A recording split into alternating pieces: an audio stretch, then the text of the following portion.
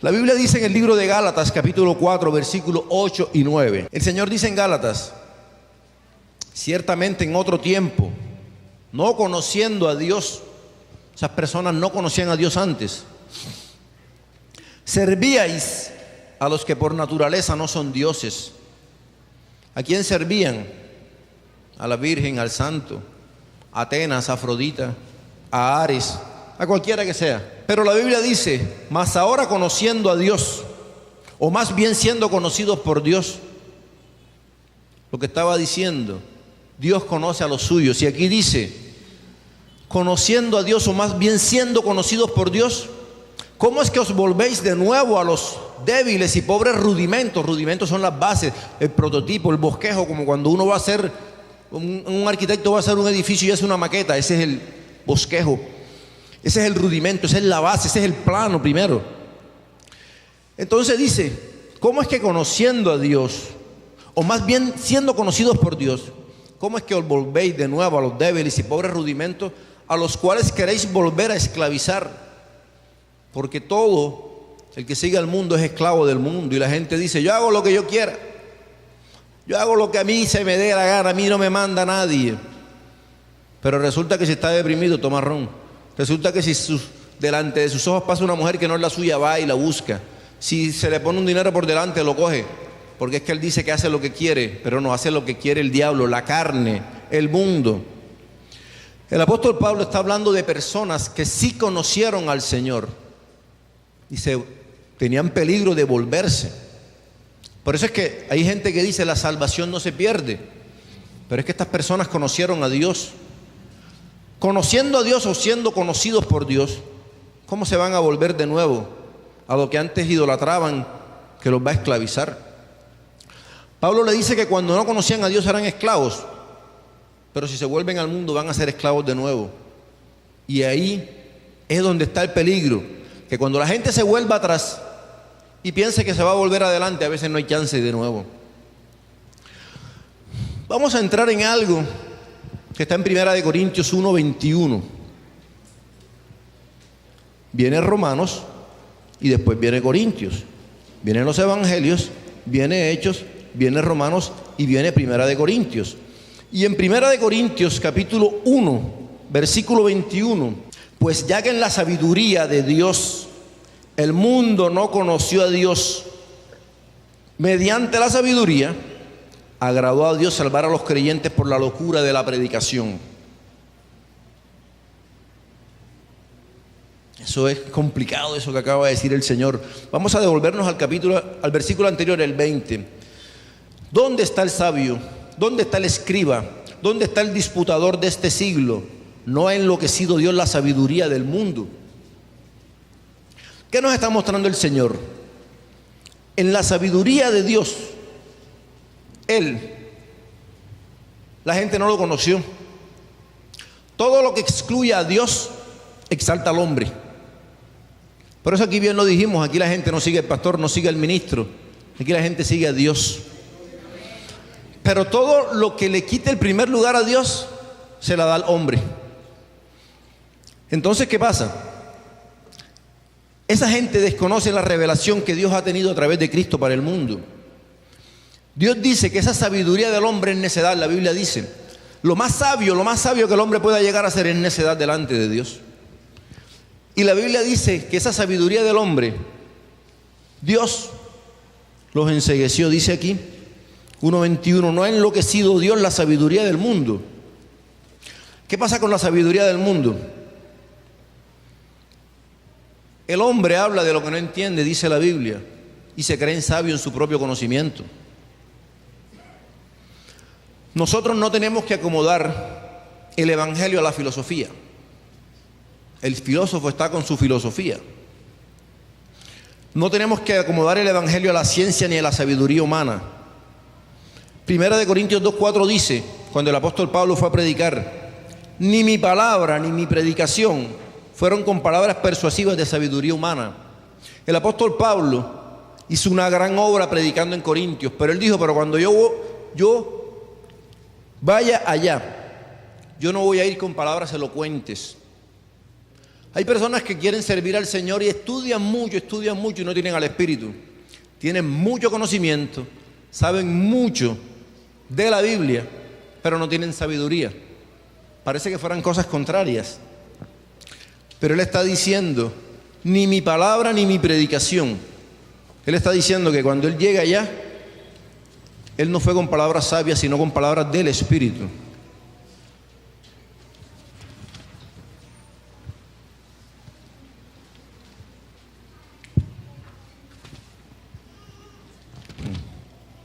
Tengo tantas hojas que se me pierden. 14, 15, 16, 17. Entonces hablemos de lo que es la sabiduría. Hay algo maravilloso aquí que el Señor dice.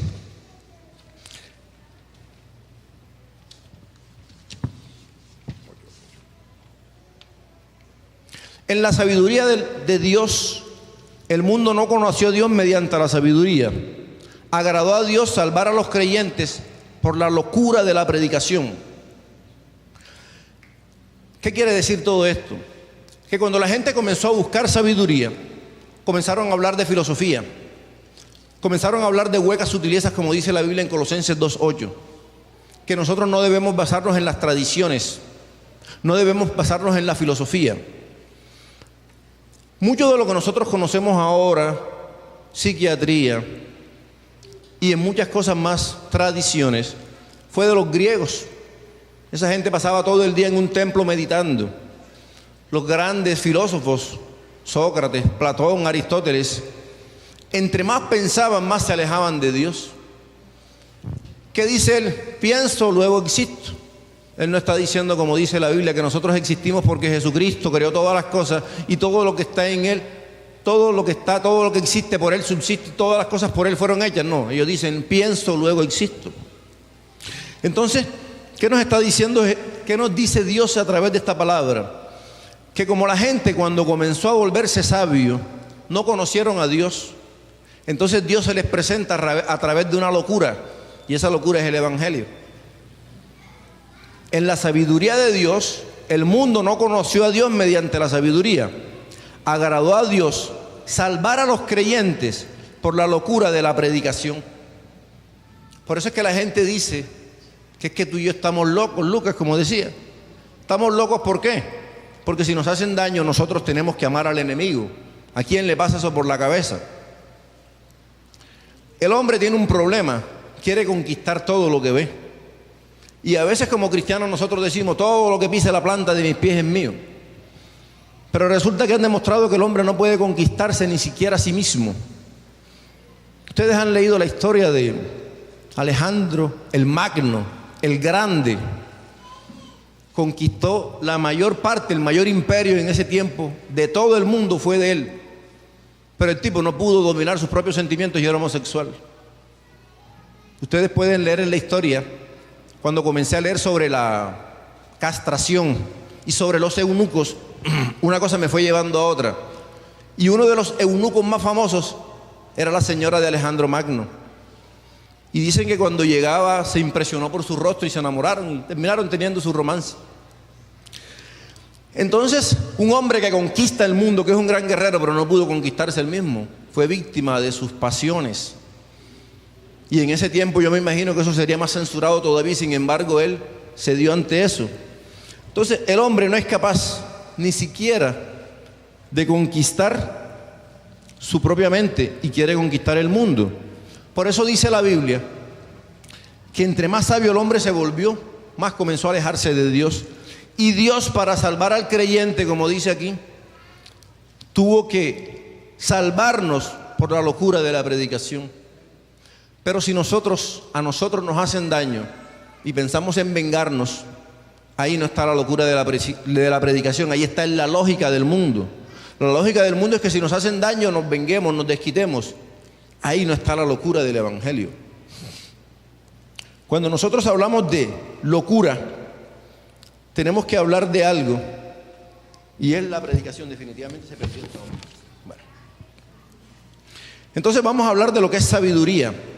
Y alguien que habló mucho de la sabiduría fue Santiago. ¿Y Santiago qué dice?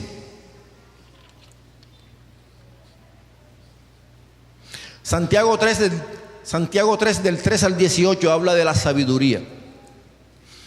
Santiago 3 del 13 al 18.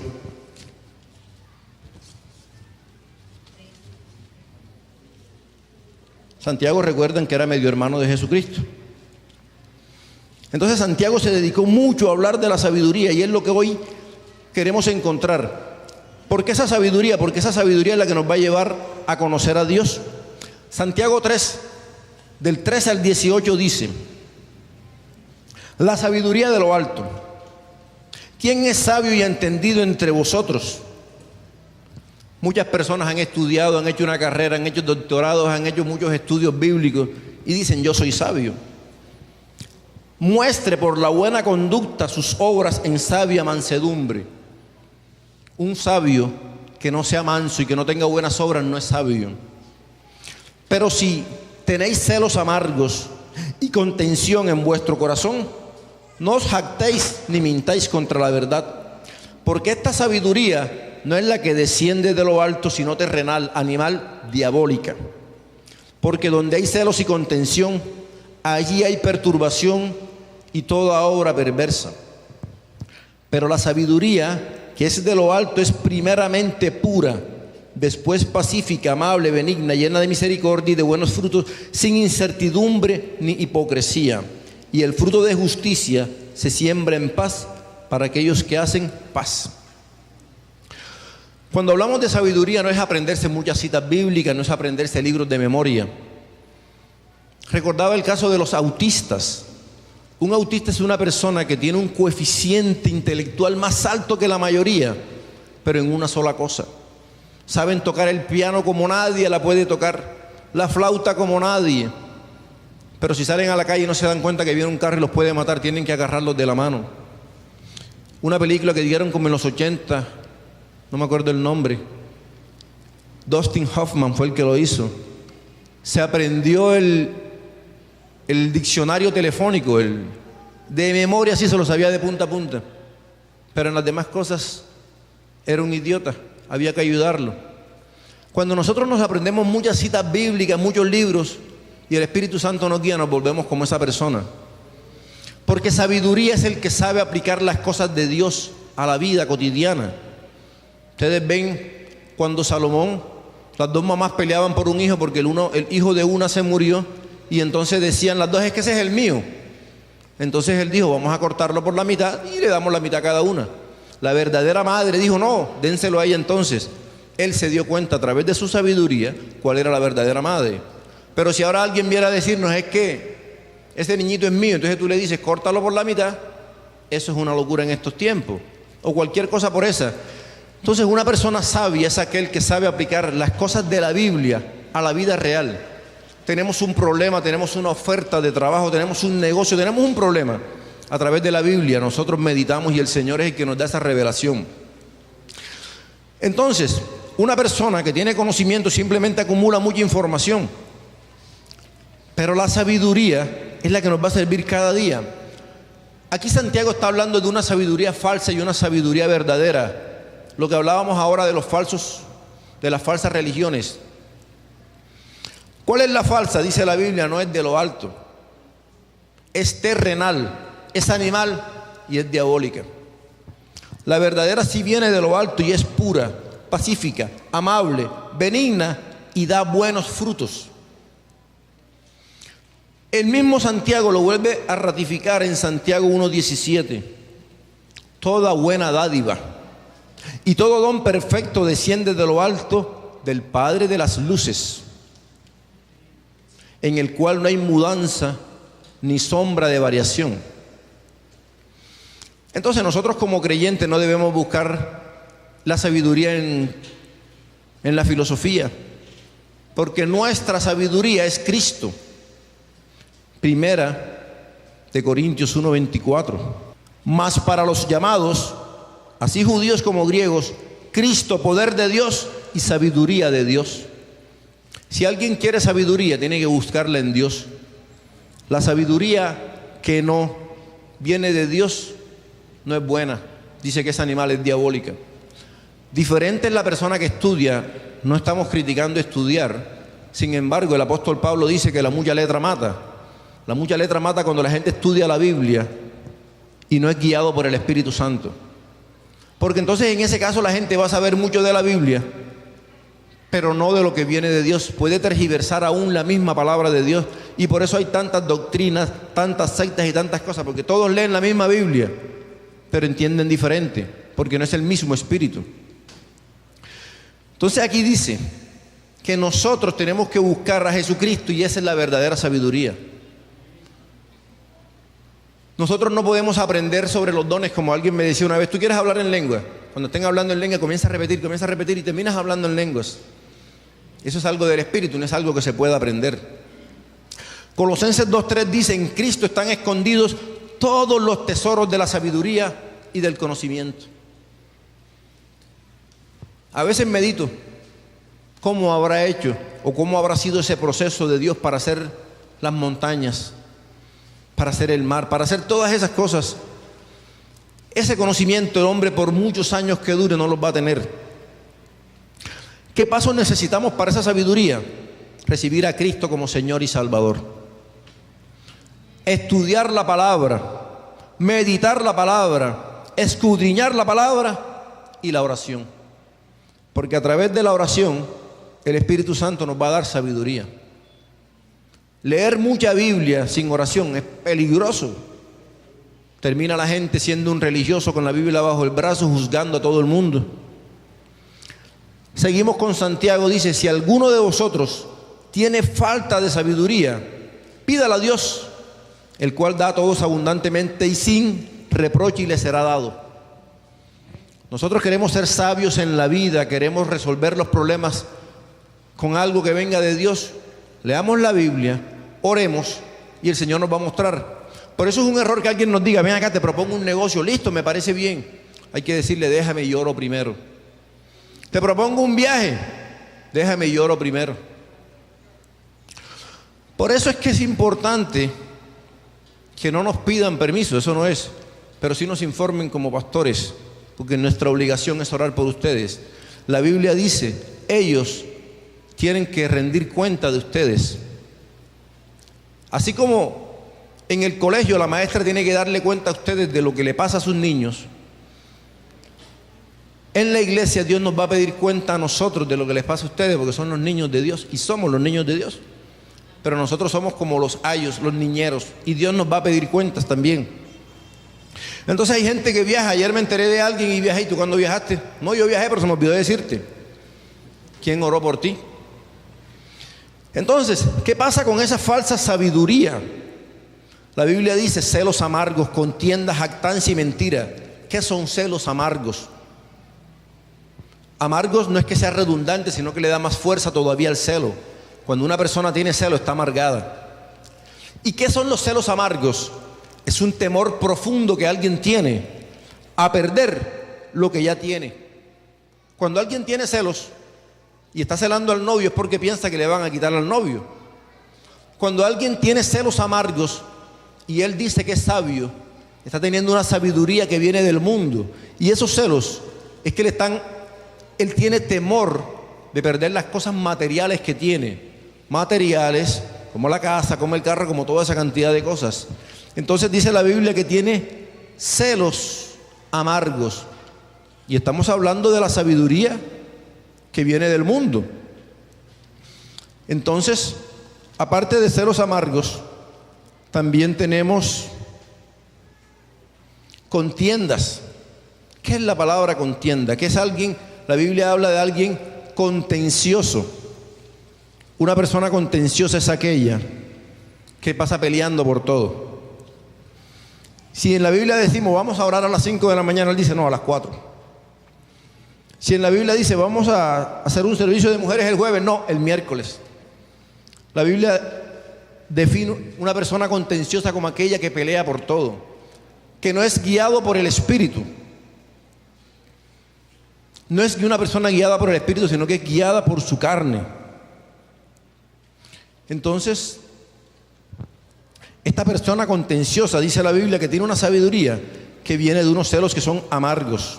La Biblia habla de esos celos amargos también y nos pone otro ejemplo. Celos amargos. Contiendas, jactancia. ¿Qué es jactancia? Jactancia es alguien orgulloso, alguien que piensa que solamente él tiene la razón. La persona contenciosa tiene un espíritu de división y eso lleva a estar peleando todo el tiempo. Por eso tenemos que nosotros reflexionar sobre si nosotros andamos peleando por todas las cosas en el trabajo, en la iglesia, en la casa. Eso es contencioso, porque la persona contenciosa piensa que tiene la razón y que los demás no. Cuando hablamos de jactancia, hablamos de orgullo, querer ser el primero en todo. Eso pasa cuando se practica deporte. Uno dice, yo quiero ser el mejor en el fútbol, en el ciclismo, en esto, en lo otro. Pero en las cosas de Dios no se puede hacer eso. Porque resulta que el evangelio no es una carrera. Cuando estudiaba medicina, un profesor nos decía, no es la carrera de medicina, es medicina la carrera. La gente que corre mucho se cansa rápido. Por eso la Biblia dice, muchos primeros serán postreros. Se cansan en la mitad del camino. Pero muchos postreros, o sea, que comenzaron de último, van a llegar primero. Y muchas sorpresas se van a dar en el cielo. Siempre han comentado que en el cielo se van a dar muchas sorpresas. De pronto gente que alguien veía en la última fila, la viejita, no sé qué, o el que está en intercesión que no brilla como los demás y de pronto va a tener un lugar de más reconocimiento que otras personas. Entonces la jactancia es buscar ser admirado. La Biblia habla de la sabiduría esa también como falsedad, un engaño. En cambio, la sabiduría verdadera, Santiago 3:17 dice que es pura. ¿Qué quiere decir pura? Que no está contaminada, que es original, que viene de Dios, porque la Biblia dice, estábamos en las adoraciones diciendo que Dios es santo. Y si Dios es santo, Él es puro. Entonces, una sabiduría que viene de lo alto lleva a la persona a vivir en santidad. Mi propia sabiduría me hace ser santo. Recordemos qué pasó con Salomón. Salomón es un caso diferente a la mayoría. La sabiduría de él vino de lo alto. La gente alaba que Salomón pidió sabiduría.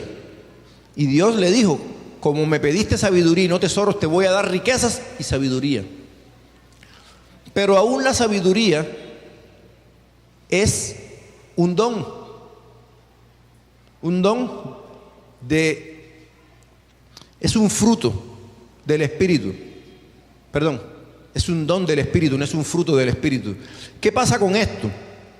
Que lo que verdaderamente hace a una persona vivir en santidad es el fruto y no los dones. Y aún Salomón, que fue la persona con más sabiduría del mundo, no se dedicó a vivir para su espíritu, sino para su carne. Y él lo dice en el libro de Eclesiastés: todo lo que mis ojos vieron y me provocó, todo lo tuve.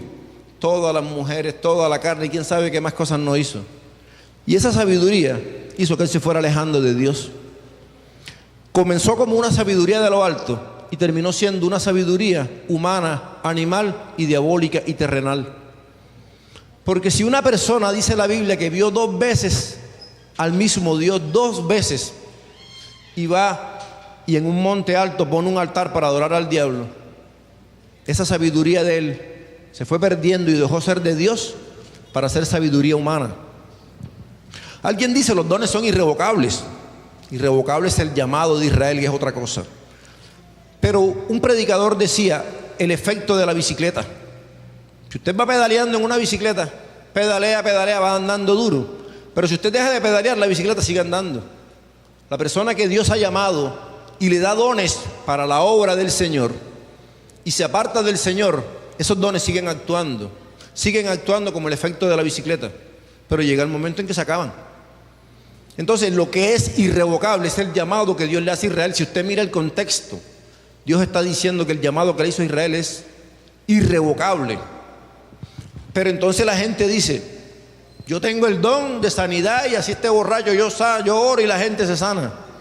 Ahí no está el Espíritu Santo. Y eso me lo dijo un borracho que traje aquí un día, que Dios le había dado eso, y lo recogí allá en una calle y lo traje borracho, y dijo, el Señor me dio a mí el don de sanidad, y donde yo esté oro y la gente se sana, pero está borracho. ahí no está el Espíritu Santo. Y el Espíritu Santo dice la Biblia que todo lo hace para la gloria de Dios. Entonces van a glorificar al borracho y van a decir, si él está así, yo también puedo. Entonces la Biblia dice que la sabiduría pura, que viene de lo alto, hace que la persona viva en santidad. Pero también dice Santiago 3:17 que es pacífica, busca la paz, no la guerra, pero paz basada en la santidad. Ustedes no han visto esos dibujos que a veces ponen en las redes sociales donde dos personas se dan la mano y tienen un cuchillo por detrás, como Judas, y están haciendo la paz. Muchos gobiernos hacen la paz, muchos grupos armados hacen la paz y por detrás tienen las armas. Pero la Biblia dice que la sabiduría de Dios es pacífica y también es benigna. ¿Qué es benigno? Es el que está propenso a toda buena obra. Benigno no es lo mismo que bondadoso. Bondadoso es el que es amable, pero benigno es aquella persona que hace buenas obras. La sabiduría del mundo, la que es falsa, hace que el hombre sea terco, brusco. Entonces, que sea tosco, dice la Biblia también. En cambio, la persona que tiene a Dios y una sabiduría de Dios es benigno. Santiago 1:19, esa sabiduría nos hace ser, como dice Santiago 1:19, prontos para oír, tardos para hablar, tardos para airarse. Aunque nos estén diciendo cosas, tomémonos el tiempo de reflexionar. Y si nosotros tenemos sabiduría, cuando nosotros pensamos y nosotros meditamos, hasta no nos parece tan mal las cosas ni nos parecen tan graves. De pronto en la calle, uno va en la moto, se atraviesa a otro rápido y el otro termina insultando. Si uno termina respondiendo a ese insulto, puede hasta terminar peleando. Pero si uno piensa, si uno medita, si uno se prepara para lo que va a pasar. Siempre recuerdo el consejo de un hermano que me dijo, cuando yo voy en el carro, yo voy pensando, ¿qué voy a decir si me chocan en el carro? Y yo comencé a pensar en eso y a la semana siguiente me chocaron el carro allá en San Mateo. Para los que recuerdan, no sé quiénes vieron eso, que se metió una moto y destrozó toda la parte de un lado. Pero la semana pasada él me había advertido lo que iba a pasar, o Dios a través de él me advirtió. Entonces uno también tiene que estar preparado si se mete un ladrón en su casa. Si pasa algo en su casa, ¿qué va a hacer uno? Entonces Dios nos está hablando. Entonces la sabiduría verdadera tiene algo importante que es misericordiosa. ¿Qué es misericordia? Misericordia es que estemos aquí nosotros hoy. Porque para lo que nosotros hicimos, y yo creo que ninguno se escapa, estaríamos hoy en un cementerio, en una cárcel, en un hospital. Entonces, misericordia de Dios es que Él no nos da lo que merecemos. Lo que nosotros merecemos Él no nos lo da, o sea, el castigo, sino que puso a otro, a un chivo expiatorio, a un cordero, que fue Jesucristo. Así que la gloria sea para Él. Vamos a darle un aplauso a Cristo, porque gloria a ti, Señor.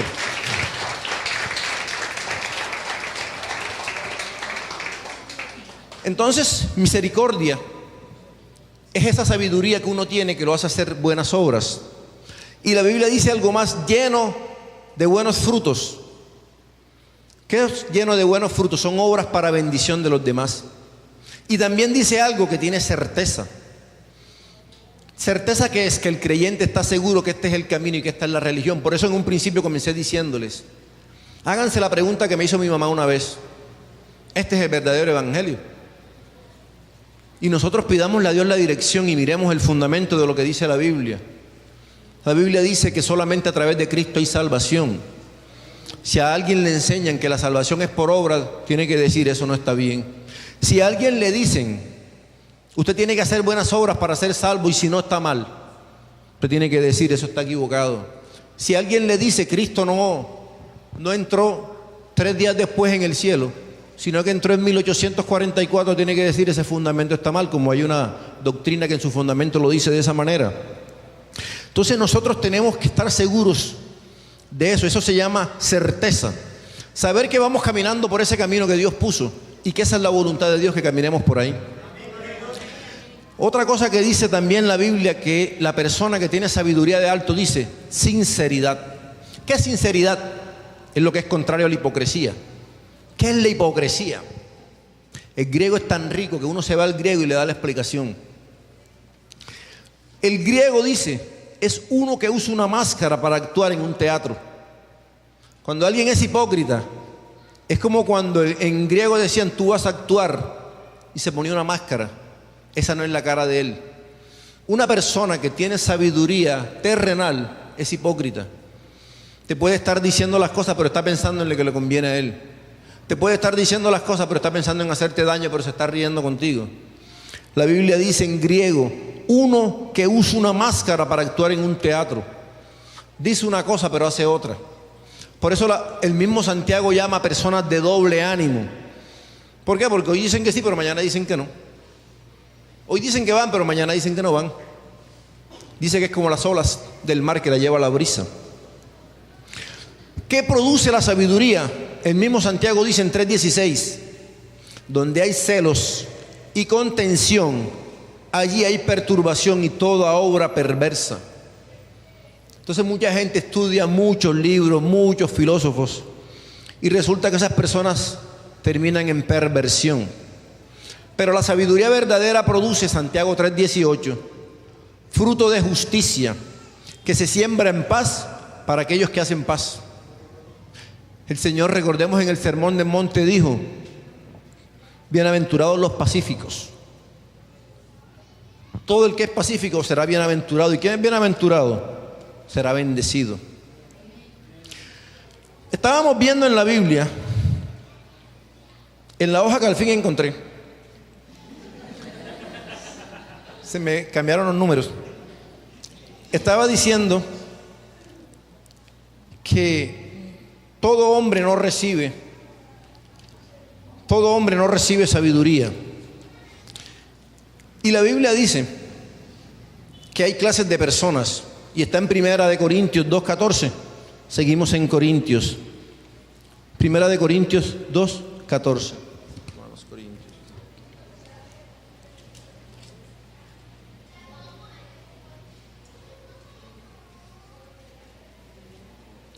Pero el hombre natural no percibe las cosas que son del Espíritu de Dios, porque para él son locura, y no las puede entender porque se han de discernir espiritualmente. En cambio, el espiritual juzga todas las cosas, pero él no es juzgado de nadie. Porque ¿quién conoció la mente del Señor? ¿Quién le instruirá? Mas nosotros tenemos la mente de Cristo. Una persona que ha aceptado a Jesucristo y se somete a la voluntad de Dios, tiene la mente de Cristo y tiene la sabiduría de Cristo. Por eso nosotros podemos ver con admiración cómo alguien, cuando da un buen consejo de parte de Dios, ayuda a resolver la situación. Pero cuando buscan consejo en alguien del mundo, muchas veces termina en peores problemas. La Biblia dice que esa persona no es espiritual. Entonces vamos a ver qué tipos de personas hay para ver qué sabiduría va a tener cada persona. La Biblia habla de un hombre natural. Y si vamos al griego, quiere decir psíquico. Psíquico con PH. Psíquico, ese en griego.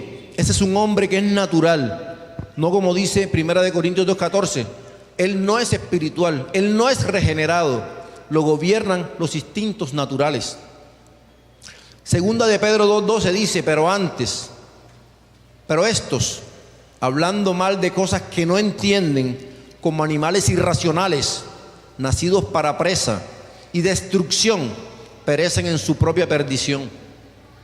Entonces la Biblia está diciendo que un hombre natural es aquel que anda en la calle y que no ha aceptado a Jesucristo. Dice aquí, son como animales irracionales, nacidos para presa. Estas personas naturales no tienen al Espíritu Santo.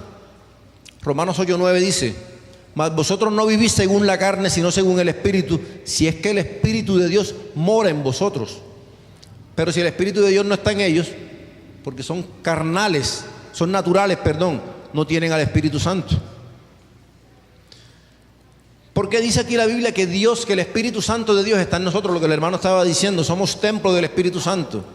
Pero estas personas que están afuera y no han aceptado a Cristo, no tienen al Espíritu Santo. ¿Y quién los maneja? Los instintos. Cuando estábamos leyendo en Santiago sobre los celos, dice que es animal.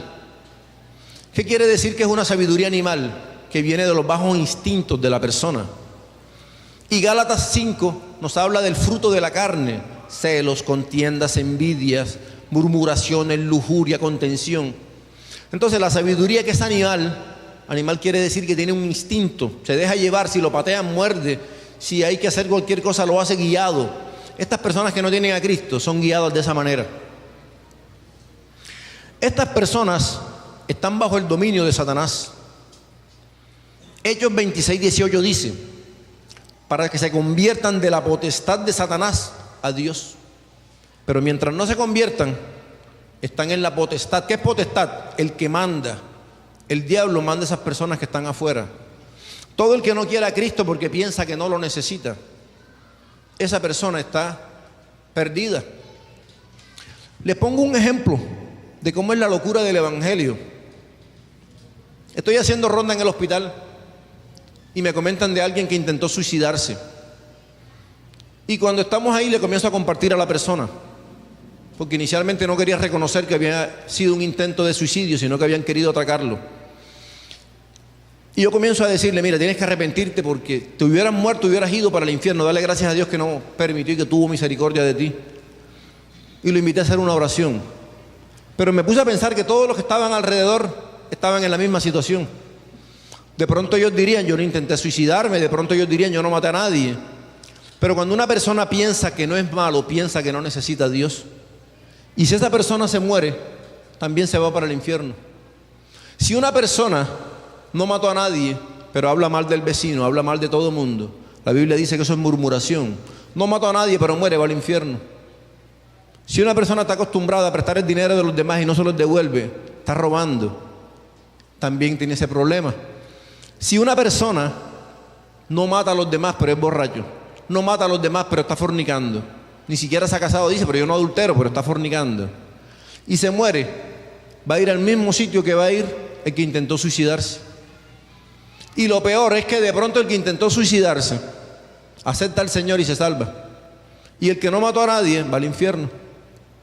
Ayer compartía con unos hermanos hablando sobre ciertas personas que habían hecho actos de sicariato, y compartíamos esto, que si esas personas aceptan a Cristo, sus pecados son borrados. Y de pronto muchos que no mataron a nadie se van para el infierno. Y por eso dice la Biblia: muchos primeros serán postreros, quedarán de último. Pero muchos postreros serán primeros. Entonces la salvación no es porque yo haga buenas cosas, es por aceptar a Cristo y seguirlo y obedecerlo. La Biblia dice que nosotros tenemos que tener seguridad de la salvación. Alguien a quien le compartíamos del evangelio y estaba como reacio, no quería aceptar, me dijo: tú eres santo. En ese momento yo no conocía mucho y le dije: no estoy seguro, porque yo decía: si yo le digo que soy santo, va a pensar que yo soy engreído. Y no le pude responder. Si hoy me hace esa pregunta, yo tengo que decirle con toda convicción: yo soy santo. Porque sin santidad nadie verá al Padre. O sea que el que no es santo va al infierno. Ahora aclaremos que es santo. Santo no es que yo haga un milagro.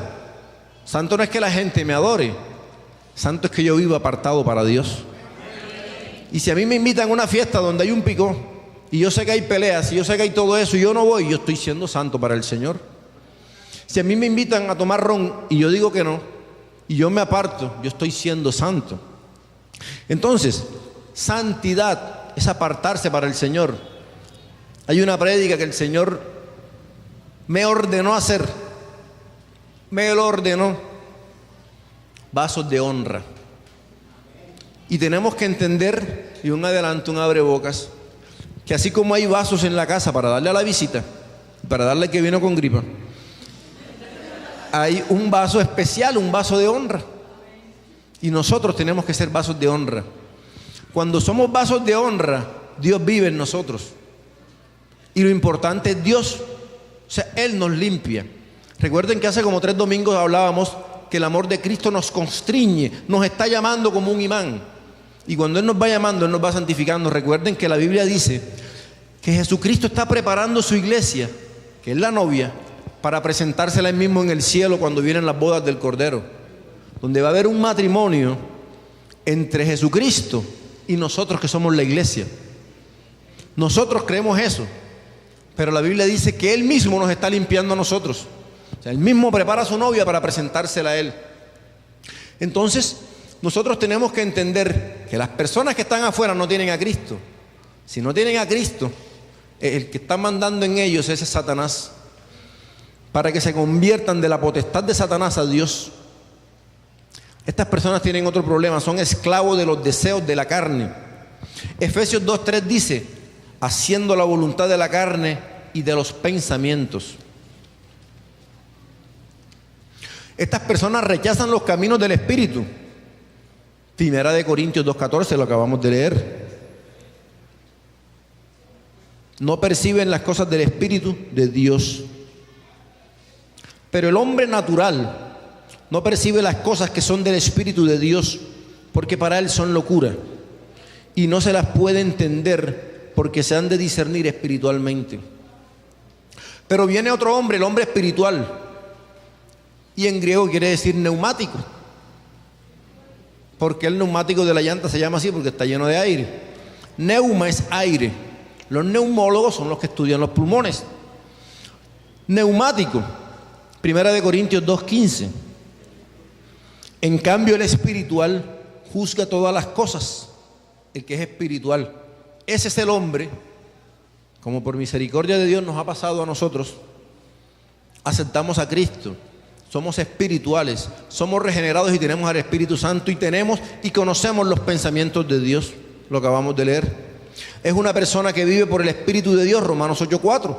No andamos según la carne, sino según el Espíritu. Cree en Cristo y se esfuerza por seguir las cosas del Espíritu y se resiste al dominio de Satanás, Romanos 8:13 y 14.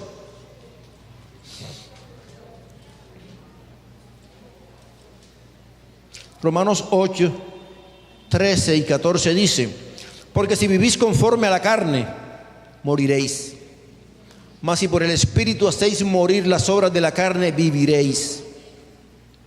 Porque todos los que son guiados por el Espíritu de Dios, estos son hijos de Dios. Pero hay una tercera categoría. Está el hombre natural, afuera, vive por la carne, por el instinto. Y está el hombre espiritual. Pero hay una categoría intermedia que se llama el hombre carnal. No es natural, es carnal. Ese carnal es lo que se me viene a la mente ahora en el libro de Hebreos. Cuando el autor de Hebreos le está escribiendo a ese pueblo, a los que están allá, al pueblo de Israel que está por allá, a los hebreos, les está escribiendo. Él le está escribiendo a personas que aceptaron a Cristo, pero que se están volviendo a las cosas del mundo, que todavía no se han salido, que todavía no se han perdido, pero que corren riesgo de perderse. Por eso es que vemos que la salvación se pierde, porque Él le está diciendo a ellos, cuidado de tener un corazón malo y no perderse. El carnal nació de nuevo, tiene vida en Cristo, pero de vez en cuando peca, hace un poquito y viene. No comete un gran pecado de muerte, no ha hecho una gran ofensa a Dios, pero las hace poquitas, va y viene, va y viene. ¿Qué peligros tiene esa persona? Esa persona tiene el peligro de perderse, porque está en la carne. Todos nosotros aceptamos a Cristo, pero tenemos una carne que nos lleva hacia el mal. Y cada día tenemos que crucificarla, dice la Biblia. Cada día tenemos que buscar a Dios para ir crucificando esa carne. Pero la persona que deja de esforzarse, que deja de orar, que deja de leer la Biblia, le van provocando las cosas de allá. Gálatas 5, del 10 al 21, habla de los frutos de la carne. Y tenemos que hacer un esfuerzo cada día. Y alguien me preguntaba, si alguien acepta a Cristo a los 20 y muere a los 80, son 60 años peleando. Son 60 años peleando. Por eso el apóstol Pablo, antes de morir en Filipenses, dijo, ahora sí ya he terminado. Ya he peleado la buena batalla, he terminado la carrera, me espero una corona. Pero fue después de todo ese tiempo. Así que a partir del momento en que cada uno de nosotros, no digamos ayer, desde hoy, tenemos una lucha. ¿Por qué? Porque ayer pecamos. Pero el Señor, por su misericordia, no nos mató ayer, porque hubiéramos muerto ayer y de pronto en pecado, quién sabe qué hubiera pasado. Pero el cristiano es cristiano desde hoy. Y desde hoy hasta el día que partamos, vamos a estar peleando contra la carne.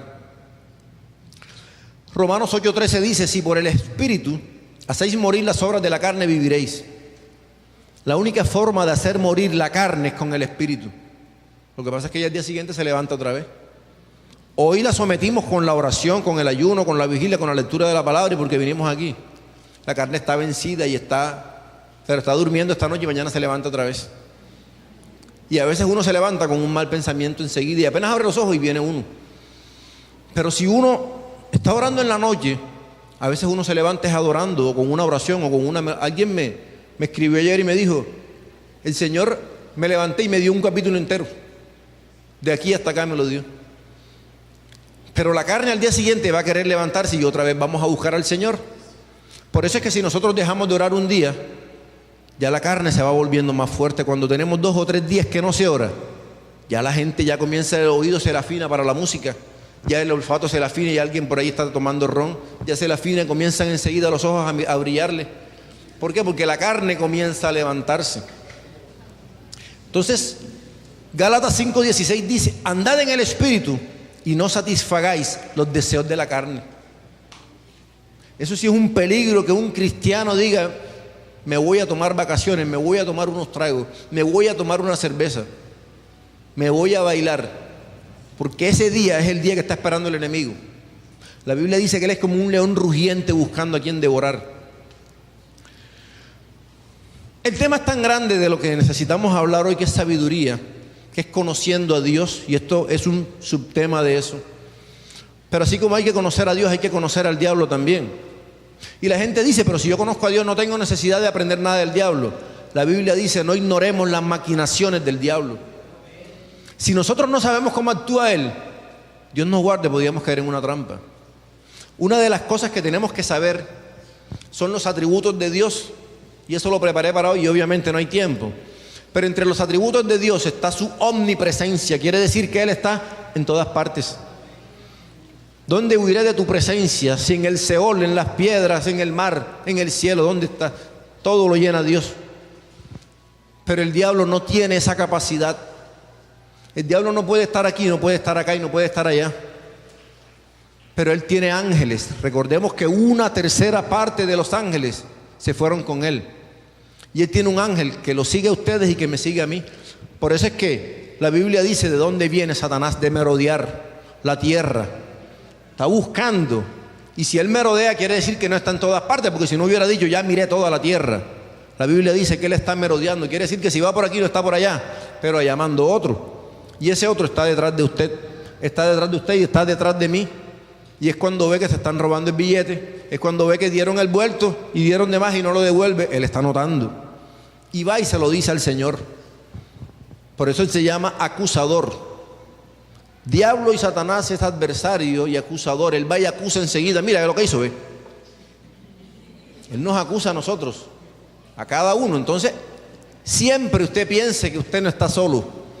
Porque así como Dios lo está viendo, hay un demonio que lo está viendo también.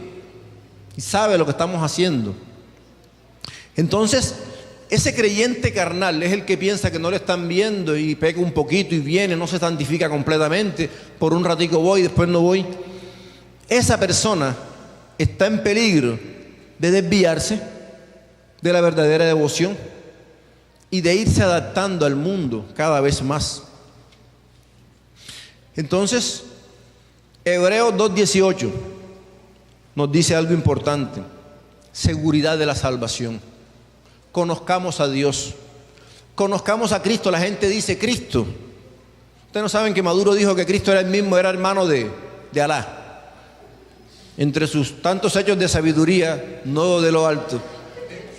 Dijo, así como nosotros somos hermanos, Alá y Cristo son hermanos también. Pero Hebreos 2:18 dice, pues en cuanto Él mismo padeció, hablando de Cristo, siendo tentado, así como nosotros, es poderoso para socorrer a los que son tentados. Jesucristo vino en carne. ¿Qué piensan los masones? Que Cristo vino en espíritu y no vino en carne. Me decía uno de ellos, mira, cuando Él caminaba no dejaba huella. Según Él, porque según Él no vino en carne. Pero Hebreos 2:18 dice que Él puede compadecerse de nosotros porque Él mismo padeció siendo tentado. Por lo tanto, Él es poderoso para socorrer a los que son tentados. El que está en tentación tiene que creer que Cristo es poderoso y que lo va a socorrer, y que sabe que nosotros también somos débiles y somos carne. El Salmo 90 dice: acuérdate que somos como la hierba que en la mañana crece y se seca en la tarde. Somos como el polvo. Pero conozcamos algo: no hay salvación después de un suicidio. No hay salvación. Y hay pastores, hay predicadores, hay teólogos, hay doctores. Hay uno de ellos muy bueno en todas las cosas, pero aquí no sé qué le pasa. Pero él pone un ejemplo que si una muchacha va caminando y la van a suicidar, puede coger y cortarse el cuello y salvarse, porque Dios conoce sus intenciones. Hay que entender que después del suicidio no hay salvación. El único que tiene derecho a quitar la vida es Dios. Alguien que yo conozco intentó suicidarse, y cuando hablábamos con él me dijo: vea, lo último que yo dije fue: Señor, en tus manos encomiendo mi espíritu. Eso no pega ahí. Porque Jesucristo dijo esas palabras después de haber hecho la voluntad de Dios. Después de entregarse, Jesucristo sabía, dice que estaba sudando, y el sudor era como sangre, y las lágrimas de saber que iba a cargar no los pecados de él, porque la Biblia dice que es el único que no tuvo pecado, pero los de nosotros. Sumen los pecados de cada uno de ustedes, los míos y de todos los que pasaron y de todos los que venían. Él los iba a cargar. Sin embargo, él dijo: Señor, que no sea mi voluntad sino la tuya. Y después dijo: en tus manos encomiendo mi espíritu. Esta persona que se iba a suicidar, y por misericordia de Dios se salvó. Sí intentó hacerlo, pero se salvó por misericordia de Dios. Decía: no, es que en tus manos encomiendo. No, eso no pega ahí. Usted no está haciendo la voluntad de Dios. Eso no es de Dios. Así que nosotros tenemos que entender. Vamos a terminar con esto porque todavía es muy largo. Pero Hebreos capítulo 6, versículos 4, 5 y 6. Vamos a leer eso porque ya terminamos con eso. Porque es imposible. Imposible quiere decir que no tiene vuelta atrás. Que el que haga eso ya no puede volver. Es imposible que los que una vez fueron iluminados. Estábamos hablando de sabiduría que viene de lo alto. Estábamos hablando de pura. Es imposible que los que una vez fueron iluminados, gustaron del don celestial, fueron hechos partícipes del Espíritu Santo. El Espíritu Santo es tan valioso que Él no se entrega a toda persona, sino que todo aquel que lo anhele y reciba a Cristo va a recibir al Espíritu Santo. Y dice aquí: gustaron del don celestial, fueron hechos partícipes del Espíritu Santo, y asimismo gustaron la buena palabra de Dios y los poderes del siglo venidero. Comencemos. Es imposible. Y él dice: y recayeron, sean otra vez renovados para arrepentimiento, crucificando de nuevo para sí al Hijo de Dios y exponiéndole al vituperio. Entonces la Biblia aquí está hablando de personas que aceptaron y que fueron salvos, personas que fueron salvas y que se volvieron al mundo, y dice aquí: es imposible que se puedan levantar. Entonces los teólogos dicen que esta es una de las palabras más duras de toda la Biblia. De toda la Biblia. La Biblia dice que Dios es amor y que es fuego consumidor, pero de las cosas más duras que la Biblia dice es esta cita que acabamos de leer. Es imposible que los que gustaron la buena palabra y compartieron y vivieron con el Espíritu Santo y se vuelven al mundo, dice: es imposible que se levanten. Entonces cada uno de nosotros cuide la salvación, porque hay gente que dice que no se pierde. Aquí dice: tuvieron al Espíritu Santo, gustaron la buena palabra y se volvieron. Imposible que se levanten. Entonces, con respecto al tema de conociendo a Dios, tenemos que orar, leer la palabra y someternos a Dios. La Biblia dice que todo aquel que dice: yo le conozco, y no cumple sus mandamientos, el tal es mentiroso. Mucha gente dice: yo acepté a Cristo, yo soy cristiano, yo soy temeroso de Dios, y no cumple los mandamientos, es un mentiroso. Solamente aquel que se somete a la voluntad de Cristo, el que dice: yo le conozco, y no guarda sus mandamientos, es mentiroso y la verdad no está en él. Entonces, Creo que vamos a concluir aquí. Pero es importante que conozcamos a Dios. Si nosotros comenzamos a leer la Biblia y nosotros comenzamos a ver todas las obras que Dios ha hecho, la misericordia que muestra en nosotros, cómo Dios nos sigue esperando a nosotros, cómo no vamos a amar a Dios. Si un gran teólogo y doctor de la Biblia decía, orar es pedirle a Dios. Adorar es amar a Dios. Alabar es agradecer a Dios. Y puso un ejemplo. Hay un incendio y hay una mujer gritando. Está pidiendo ayuda. Esa mujer está orando. Está pidiendo que le ayuden. Cuando nosotros le oramos a Dios, le estamos pidiendo que nos ayude. Pero viene un bombero y la salva. Esa mujer está agradecida con el bombero. Esa mujer hace lo que nosotros hacemos cuando entonamos alabanzas. Está alabando a Dios. Alabar es darle gracias. Pero no lo ama. No ama al bombero. Y muchas veces nosotros abrimos la boca, alabamos a Dios, pero no amamos a Dios.